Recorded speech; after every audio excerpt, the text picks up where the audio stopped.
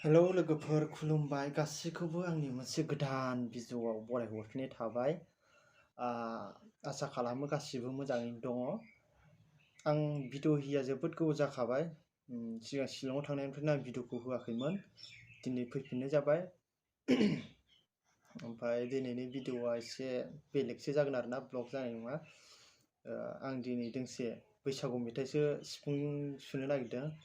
मेथाइनि देंखोआ ओरैबायदि जागोन, माने दलहला सेरावनि लैयागै दुरलाय दुरलाय ना गुरनाय लैयागै नाखौ मोनाखैब्ला थ'दोलै आगै न'आव।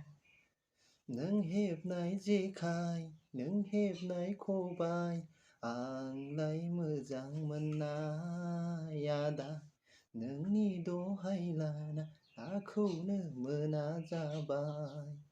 बेफोरबायदि जागोन आरो। दे बिदिबा रोजाबनायसै।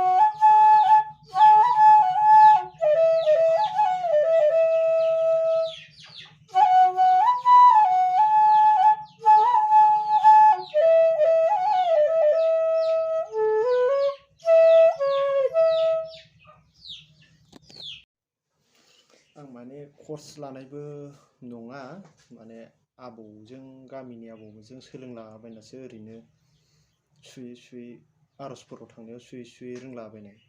बेबायदिनो दा एसे एसे सुलाबाय थायो आरो न'आव।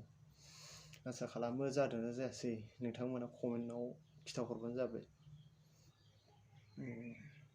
दे बिदिबा बेखिनियावनो फोजोबसै दिनै भिडिअखौ। बाय बाय।